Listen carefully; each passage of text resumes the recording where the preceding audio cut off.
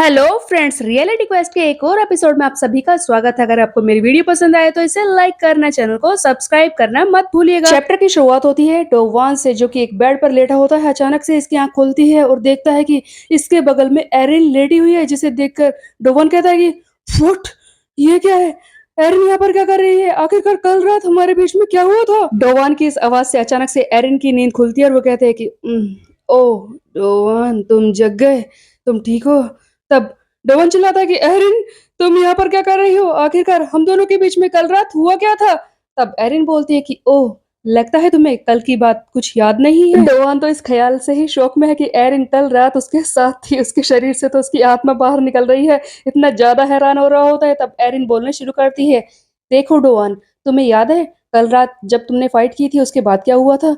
तुम वहीं पर बेहोश हो गए थे और मैं तुम्हें उठाने की कोशिश कर रही थी, लेकिन पता नहीं कहाँ से अचानक से जीहान वहां पर आ गया। देखो, उसी ने मुझे बताया कि मेरे पास आने से पहले तुम्हारी किसी और से भी फाइट हुई थी और इसीलिए तुम थक गए हो। शायद इसी वजह से तुम्हें शौक लगा था और तुम बेहोश हो गए।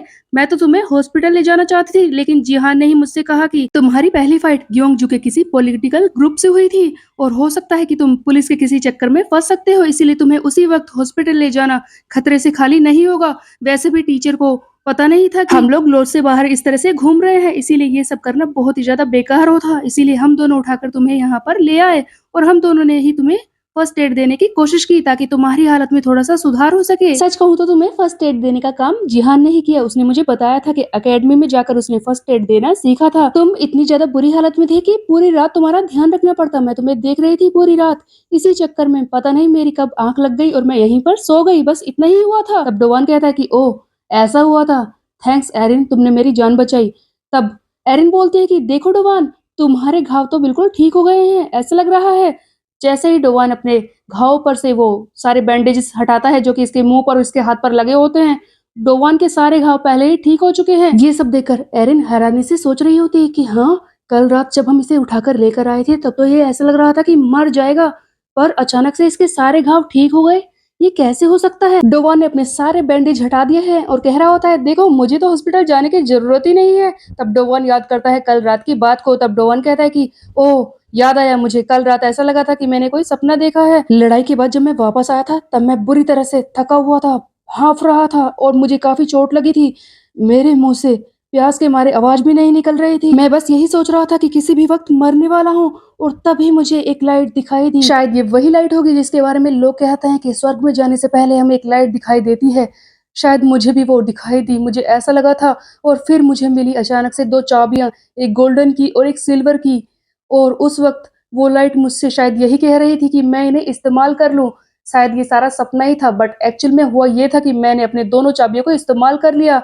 हाँ, उन दोनों चाबियों को यूज करके ही मेरी हालत सुधरी है। डोवान ने रात में ही अपनी गोल्ड की और सिल्वर की के इस्तेमाल से अपनी माना को रिकवर कर लिया था और बाकी सारी चीजें इसके सोते वक्त रिकवर हो गई थी। जैसा कि डोवान सोता है तो बाकी सारी चीजें जो कि स्टैट्स इसके कम हुए हैं वो रिकवर हो जाते हैं और ऐसा ही डोवान के साथ हुआ, वो बिल्कुल ठीक हो चुका है।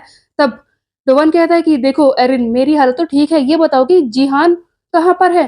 तब एरिन बोलती है कि ओह, वो तुम्हें पता है ना कि ट्रिप का एक आखिरी काम बचा है, ग्योंगजू लैंड के पार्क में घूमना। वो वहीं पर गया है। वो मेरी दोस्त मिनहाई के साथ गया होगा। हम देखते हैं कि जीहान और मिनहाई, जो कि एरिन की दोस्त है, वो ग्योंगजू लैंड पार्क में घूम रहे होते हैं। दोनों ही साथ में मजे कर रहे होते हैं। तब डोवान ये सब सुनकर कहता है कि ओह, वो जीहान मेरे बिना फिर से चला गया लड़की के साथ घूमने के लिए। देख रहा हूँ कि अपने दोस्त को छोड़कर वो काफी मजे कर रहा है। मैं तुझे बताऊंगा जीहान। तब एरिन बोलती है कि डोवान, तुम्हें भूख लगी होगी ना, चलो कुछ खा लेते हैं। दोनों ही वहां से तैयार होकर एक रेस्टोरेंट में जाते हैं कुछ खाना खाने के लिए। डोवान बाहर आया है एरिन के साथ, वो इसी बात पर खुश हो रहा होता है और कहता है कि क्या ये किसी डंजन का रिवॉर्ड है?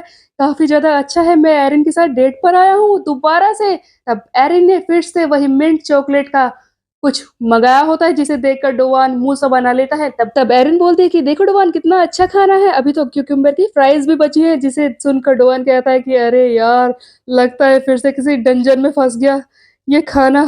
खैर, एरिन के साथ हूँ, बस इसी बात से खुश हूँ। तब डोवान बोलता है कि अरे हाँ, मुझे याद आया, मेरी वजह से तुम भी तो ग्योंगजू लैंड नहीं जा पाई, मुझे माफ कर दो। तब एरिन बोलती है कि तुम्हें माफी मांगने की जरूरत नहीं है। तुम्हें पता है मुझे तो ज़्यादा तेज़ आवाज़ें वैसे ही पसंद नहीं है और थीम पार्क में कितनी ज़्यादा आवाज़ होती है, इसीलिए मैं वहाँ पर जाना भी नहीं चाहती थी। तुम्हें पता है डोवान, इसके पीछे एक कहानी है जिससे मैं बहुत ही ज़्यादा शर्मिंदा हो जाती हूँ। क्या मैं तुम्हें वो बताऊँ? तब एरिन अपने बचपन की एक कहानी बताना शुरू करती है, जहाँ पर एरिन, जो कि बहुत ही ज़्यादा छोटी है, एक थीम पार्क में गई थी अपने मम्मी और पापा के साथ और वहाँ पर जाकर वो गुम हो गई थी। तब एरिन बताती है कि उस दिन पता है तुम्हें, मैं थीम पार्क में गुम हो गई थी। आस-पास इतनी ज़्यादा भीड़ थी, मैं चिल्ला रही थी, रो रही थी, मेरे मम्मी-पापा मिल ही नहीं रहे थे और वैसे भी मैं एक छोटी-सी बच्ची थी ना, और इतनी भीड़ में मेरी आवाज़ दब गई थी और वहाँ पर इतने सारे लाउड स्पीकर भी थे, जिन पर लगातार आवाज़ें निकल रही थी, म्यूज़िक बज रहा था। तब से ही मुझे इन सारी चीज़ों से डर लगता है। हालाँकि मेरे मम्मी-पापा ने मुझे ढूँढ तो लिया, लेकिन फिर भी मैं तब से ही ज़्यादा तेज़ आवाज़ों से डरती हूँ और ज़्यादा भीड़ वाली जगहों से। इसीलिए मैं घूमने भी बीच पर या फिर माउंटेन्स पर ही जाती हूँ। उसके बाद मैं अपनी स्कूल लाइफ़ में बिज़ी हो गई और इन सब चीज़ों का मौका ही नहीं मिला डोवान। तब डोवान बोलता है कि ओह! तो ये एरिन का बचपन का ट्रॉमा है जिसकी वज़ह से वो हमेशा अकेला ही रहना पसंद करती है। ख़ैर कोई बात नहीं। इस पर एरिन बोलती है कि देखो, बहुत ही शर्मिंदगी वाली बात होगी अगर हम दोनों पटाखे देखने भी ना जाएँ। इसके बाद हम देखते हैं कि ये दोनों इसी जगह की छत पर जाते हैं। एरिन बोलती है, देखो यहाँ से ये ग्योंगजू पार्क कितना ज़्यादा अच्छा लग रहा है। मैंने सही कहा ना डोवान? काश हम दोनों ये पहले करते। जिस पर एरिन बोलती है कि हाँ, तुमने सही कहा, मैं बेकार में ही उस जगह पर गई। अगर मैं कल रात भी यहाँ पर आकर ऊपर छत पे ही तारे देखने की कोशिश करती तो तुम परेशानी में नहीं फँसते और वो लड़ाई भी नहीं करनी पड़ती और मैं खुद भी तो परेशानी में नहीं फँसती। तब डोवान बोलता है कि अरे नहीं, नहीं, मेरा ऐसा मतलब नहीं था। तुम मुझे ही देख लो एरिन, मैं स्कूल ट्रिप पर घूमने के लिए आया हूँ, फिर भी लड़ाई में फँस गया हूँ। देखो मैं कितना ज़्यादा होपलेस हूँ। तब एरिन बोलती है कि तुम्हारी इसमें कोई गलती नहीं है। देखो उसी ने कल लड़ाई शुरू की थी और उन बाकी लड़कों ने भी खुद ही लड़ाई शुरू की होगी, मैं जानती हूँ। तो इसमें तुम्हारी क्या गलती है? वही लोग तो लाइन क्रॉस कर रहे थे। वैसे अच्छा ही है कि तुमने जो किया, तुम बाकी लड़कों की तरह नहीं हो। ये सुनकर डोवान हैरान हो जाता है। तब एरिन आगे बोलती है कि देखो, मैंने स्कूल में बाकी लड़कों को देखा है जो काफ़ी ज़्यादा ताकतवर होते हैं ना, वो बहुत ही ज़्यादा बदतमीज़ हो जाते हैं और बाकी बच्चों को परेशान करते हैं, लेकिन तुम ऐसे नहीं हो। तुम तो किसी पर भी अपना हुक्म नहीं चलाते और किसी को परेशान भी नहीं करते। तब डोवान बोलता है कि ओह! एरिन, ओह! मैं सचमुच ऐसा। तब एरिन बोलती है कि मैं जानती हूँ डोवान, तुम अच्छी हो और हाँ, कल के लिए। तब डोवान बोलता है कि क्या कहा तुमने? इस पर एरिन बोलती है कि तुम्हारा थैंक यू, कल तुमने मुझे बचाया था ना। देखो डोवान, वो बस शुरू ही होने वाला है, पटाखे बस बजने ही वाले थे। यहाँ से बहुत ही सारी अच्छी सीनरी दिखाई दे रही होती है। सामने होता है ग्योंगजू लैंड और वो भी बहुत ही सुंदर लग रहा होता है। रात का वक्त है, तभी अचानक से पटाखे बजने शुरू हो जाते हैं। एरिन और डोवान दोनों ही पटाखे देखकर बहुत ही ज्यादा खुश हो रहे होते हैं। तभी हम देखते हैं कि ग्योंगजू लैंड में जो पार्क में फेरिस व्हील लगा होता है ना, जो ऊपर से नीचे की तरफ आता है, वहीं पर उसी के ही एक सीट में यूनसंग बैठा होता है, सिलिमडोंग का लीडर, जो कि डोवान के स्कूल में पढ़ता है, ये बात तो सभी जानते हैं। और इसी का एक साथी जो कि फोटो खींच रहा होता है, इसका नाम होता है किम जी जिन। ये दोनों ही फेरिस व्हील में बैठकर घूम रहे होते हैं। तभी हम देखते हैं कि यूनसंग के फोन पर बुली काउंसिल की तरफ से मैसेज आता है जिसमें लिखा हुआ है कि बहुत ही जल्दी असेंबली होने वाली है, जिसे देखकर यूनसंग कहता है कि ओह, वो बोरामाए डोंग, उनकी वजह से ये चीज फिर से शुरू हो गई जो इतने दिन से बंद थी। हाँ डोवान, उसने पिछली बार तो बुली काउंसिल की मीटिंग में एक बहुत ही बड़ा सीन क्रिएट कर दिया था।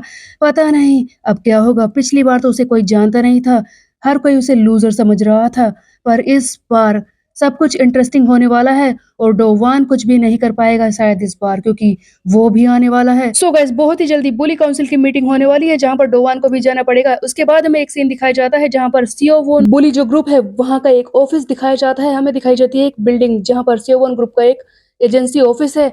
यहाँ पर हमें दिखता है वही लड़का जिसे ग्यूमिन ने सुपारी दी थी डोवान और जीहन को मारने की। इसका नाम है चायजिन, जो कि सियोवोन ग्रुप में एक कंसल्टेंट है और इसी पोस्ट पर रहकर काम करता है। तब ये बोल रहा होता है कि बॉस, मैंने जिन 3 बंदों को भेजा था वो तो पिट गए। तब इनका बॉस बोलता है कि फिर क्या हुआ?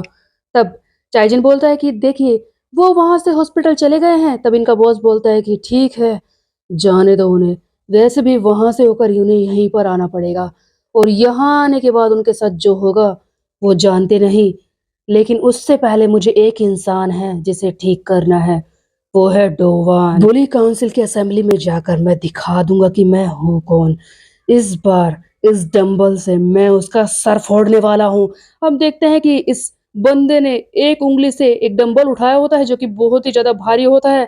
ये खतरनाक सा बंदा कोई और नहीं, सियोवोन ग्रुप का लीडर है। सियोवोन ग्रुप के लीडर का नाम है कैंग इन गैंग। गाइस, थोड़ा सा अजीब नाम नहीं है, लेकिन ये बंदा बहुत ही खतरनाक लग रहा है, जो कि अब बुली काउंसिल की असेंबली में जाने वाला है और डोवान की मुसीबतें बढ़ाने वाला है। अब डोवान किस तरह से बचेगा जब उसके सामने पहाड़ जैसा खतरनाक बंदा आकर खड़ा हो जाएगा और उसकी परेशानी बढ़ाएगा। ये तो हम देखेंगे आगे आने वाले चैप्टर में। तब तक के लिए मेरे चैनल को सब्सक्राइब कर ले, बेल के आइकन को कर दे प्रेस। फिर मिलते हैं, बाय बाय।